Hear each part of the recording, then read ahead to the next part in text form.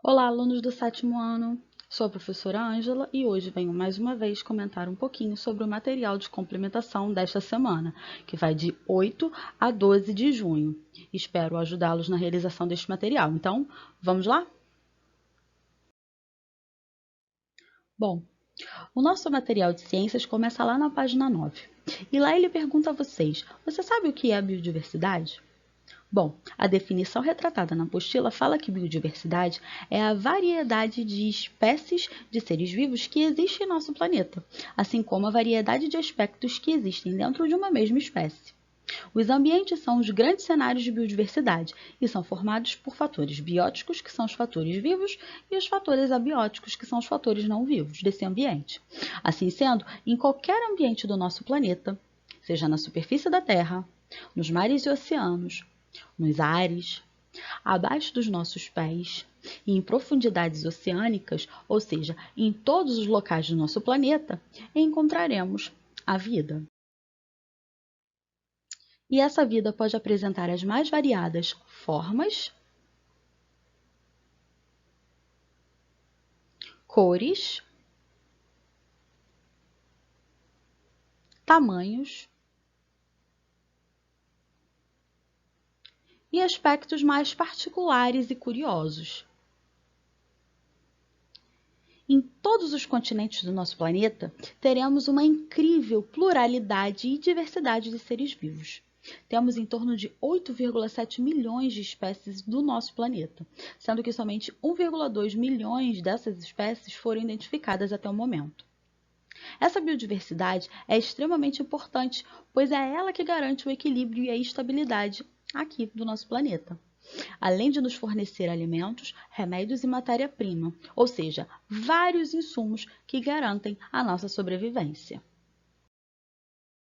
Continuando na página 9, vocês verão a diferença e caracterização dos fatores bióticos e abióticos.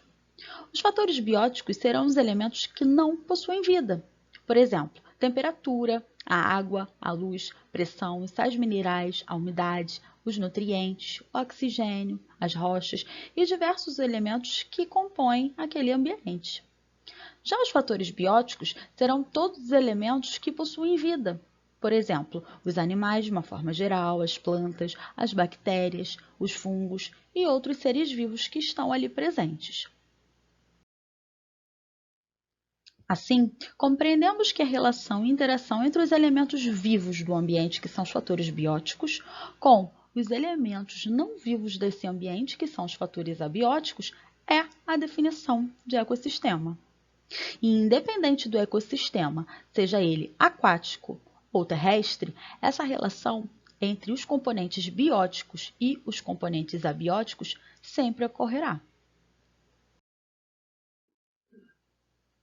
Para compreendermos essas relações, vamos estudar um pouquinho dos ecossistemas aquáticos. Independente de qual seja o ecossistema aquático, oceanos, rios ou lagos, poderemos ter os seres vivos sendo classificados de acordo com a sua capacidade de deslocamento. O primeiro é o plâncton. Você conhece o plâncton? Sabe onde ele vive? Ele não vive no fundo do mar, igual ao plâncton do Bob Esponja.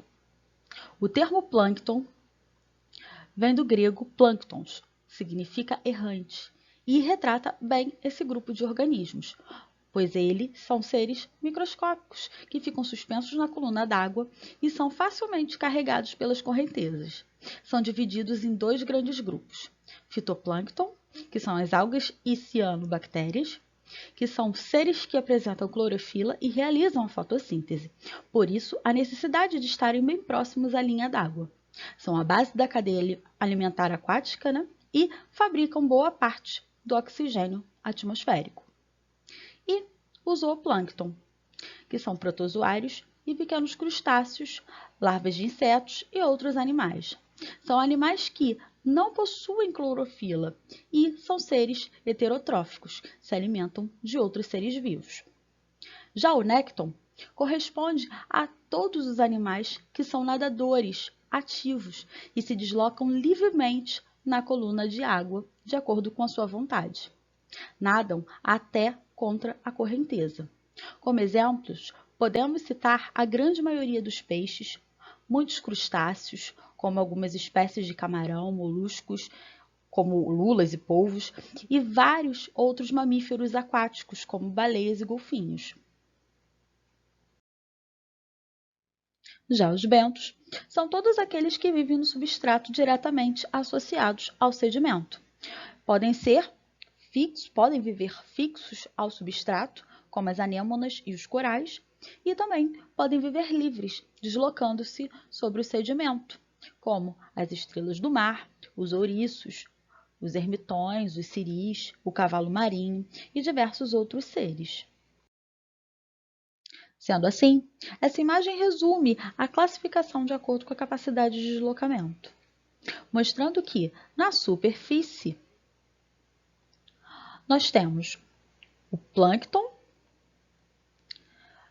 seus constituintes, o fitoplâncton e o zooplâncton, sendo encontrados na lâmina d'água. Já o nécton, ele vai ser encontrado na coluna d'água, também chamada de zona pelágica.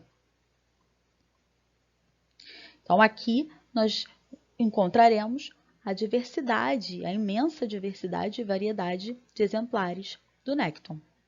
E no substrato, bem no fundo desse local, nós encontraremos os bentos, tanto fixos ou sobre ele.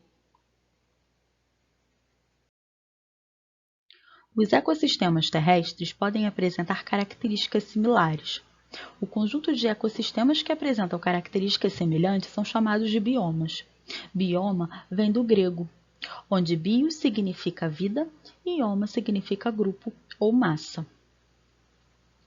Na definição do Instituto Brasileiro de Geografia e Estatística, o IBGE, bioma é o conjunto de vida vegetal e animal definida pelo agrupamento de diversos tipos de vegetação contíguos e identificáveis em escala regional, com condições geoclimáticas similares e história compartilhada de mudanças, resultando em uma diversidade biológica própria.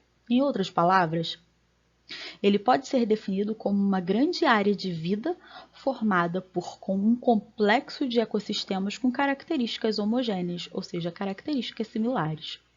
Com isso, entendemos que o bioma é constituído por diversos ecossistemas que apresentam características semelhantes.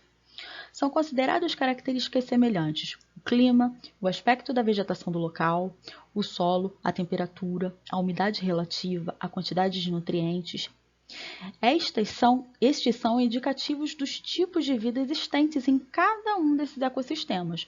E apesar de termos toda essa similaridade, existem variações entre cada um desses ecossistemas que compõem o bioma. Eles trazem as suas particularidades. Então, os biomas são conceitos muito mais abrangentes, num nível mais geral de classificação desses ecossistemas.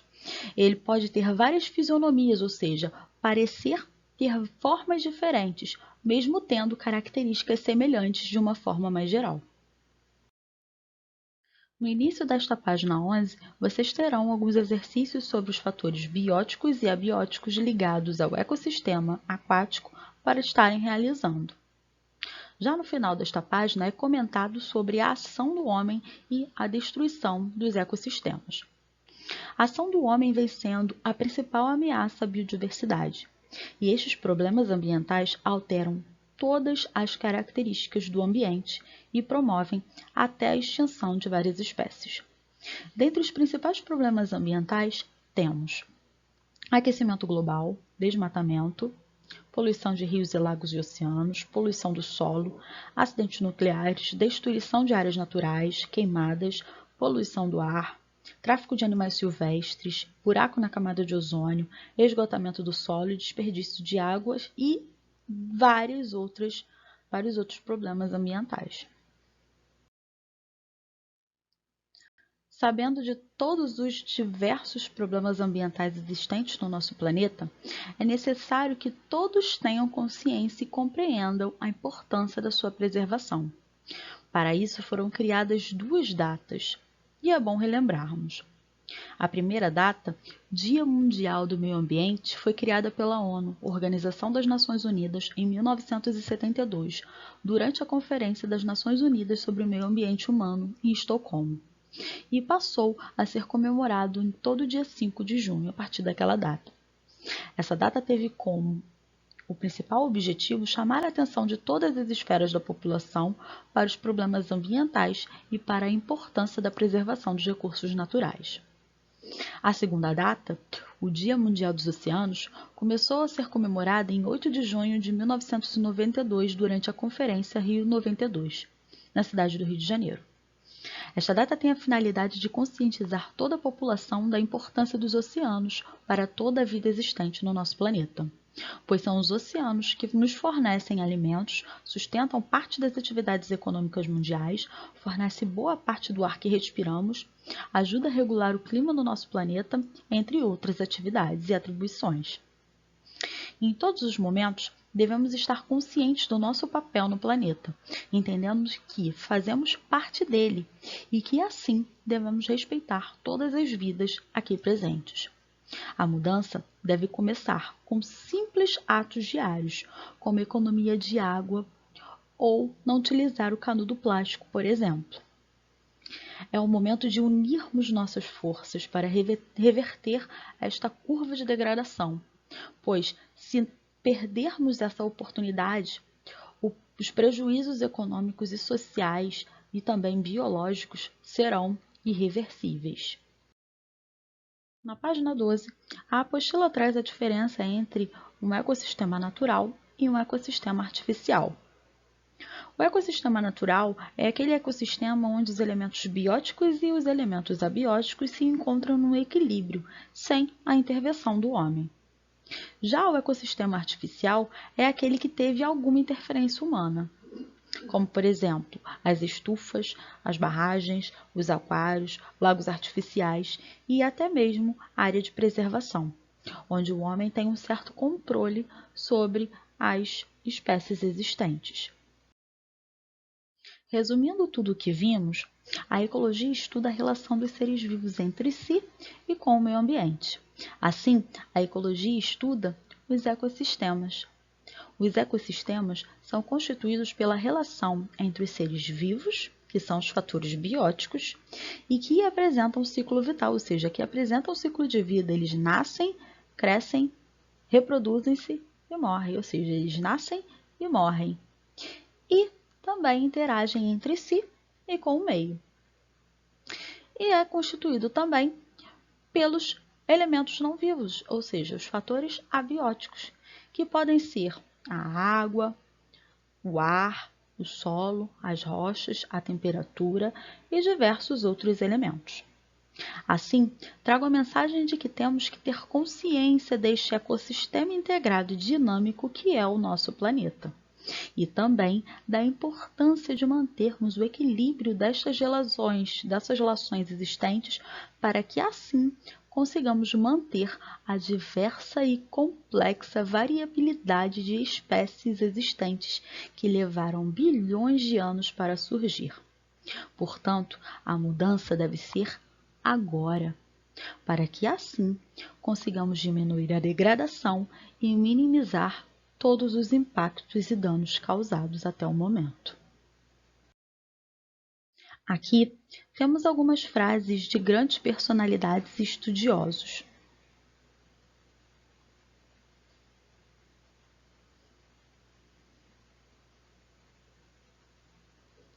Espero que vocês tenham gostado.